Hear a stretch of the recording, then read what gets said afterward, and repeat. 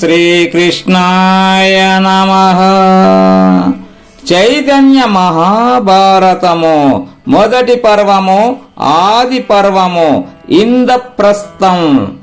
ధృతరాష్ట్రుడు ధర్మరాజుని పిలిచి, నాయనా యుధిష్ఠిరా, నీవు జితేంద్రియుడవు, మహామహులు పాలించిన రాజ్యం నీకు లభించింది. కాండవ ప్రస్థం అనేది మన పూర్వీకుల రాజధాని.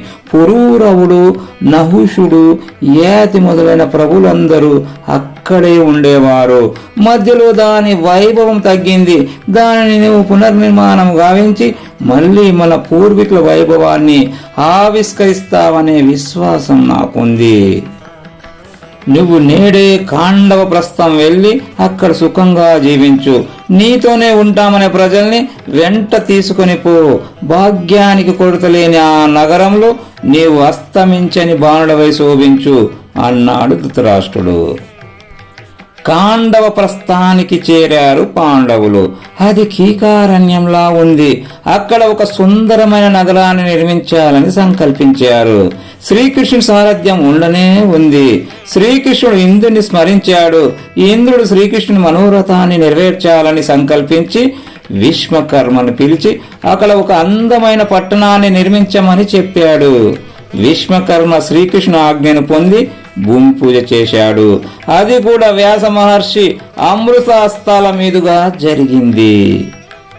నగరం చుట్టూ లోతైన కందకాలు త్రవ్వించారు.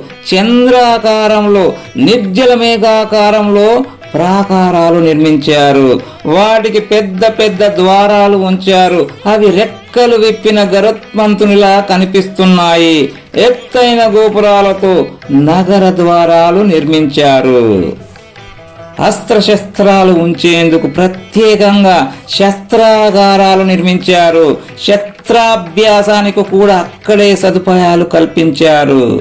ఒక రమణీయమైన ప్రదేశంలో ధర్మరాజుకు భవన నిర్మాణం చేశారు. ధన పూర్ణంగా ఉండుట చేత అది కుబేర భవనంలా శోభించింది. అనేక మంది వాణిజ్యవేత్తలు, శిల్పకళా నిపుణులు కాండవ ప్రస్థం వచ్చి స్థిరపడ్డారు. నగరంలో రమణీయమైన ఉద్యానవనాలు నిర్మించారు. మామిడి, అశోక, సంపంగి, పున్నాగ, పనస, నారింజ, సాల, తాళ, తమాల మొదలైన ఫల పుష్పాలనిచ్చి చెట్లు ఏర్పాటు చేశారు. ఆ చెట్లపై వివిధ వర్ణాలతో శోభిస్తూ వివిధములైన రసములను వినిపిస్తూ పక్షులు విహరించసాగాయి. మయూర ధ్వనులు, కోకిల రవములు వీరులకు విందు చేస్తున్నాయి. ఆ ఉద్యానవనాలలో కృత్రిమ పర్వతాలను కూడా నిర్మించారు. ఆ తరువాత పశుగణంతో, పాడి పంటలతో నగరము కలకలలాడింది. నగర నిర్మాణం పూర్తయింది. యుధిష్ఠిరుడు విశ్వకర్మను సన్మానించి పంపాడు. వ్యాసుని అర్చించి సాగనంపాడు. శ్రీకృష్ణుడు ప్రయాణమయ్యేందుకు సిద్ధపడ్డాడు. ధర్మరాజు శ్రీకృష్ణుని సమీపించాడు. తవ ప్రసాదాత్ వార్షేయ రాజ్యం ప్రాప్తం మయా నగ ప్రసాదాదేవతే వీర శూన్యం రాష్ట్రం సుదుర్గమం. మహానుభావ శ్రీకృష్ణ, నీ దయచేతనే మాకు రాజ్యం ప్రాప్తించింది. కాలు పెట్టడానికి వీలు లేకుండా ఉన్న ఈ నగరం నీ దయచేతనే కలకలలాడుతోంది. కృష్ణ, మాకు నీవే తల్లివి, నీవే తండ్రివి, నీవే గురుడవు. మేము మా తండ్రి పాండురాజును ఎరుగము. మాతాస్మాకం పితా దేవో న పాండుం విద్మవై వయం. కృష్ణ, నీ కృపే మమ్మల్ని నడిపించాలి. గతిస్త్వమంతకాలే చ పాండవానాంతు మాధవ. మాధవ, కృష్ణ, అంత్యకాలంలో కూడా నీవే మాకు ఆశ్రయం. నీ స్మరణతోనే మేము కళ్ళు మూయాలి. కలకాలం కలిసి ఉండు స్వామి, ఈ గేటి వేళ ఎదురు నిలువుదేవా. మంగళమిదే మాధవ మురారి. ఇదే భక్తుల హృదయాలలో సదా స్ఫురించే చైతన్య మంగళం, మంగళ చైతన్యం. ధర్మజ, మీకు రావలసిందే వచ్చింది, దానిని ఎవరూ ఆపలేరు. ధర్మ ప్రవర్తనతో రాజ్య పాలన చేయండి. త్వరలోనే మీ వద్దకు నారద మహర్షి వస్తారు. ఆయన ప్రబోధాన్ని ఆలకించి ఆచరణలో పెట్టండి అన్నాడు ధర్మరాజుతో శ్రీకృష్ణుడు.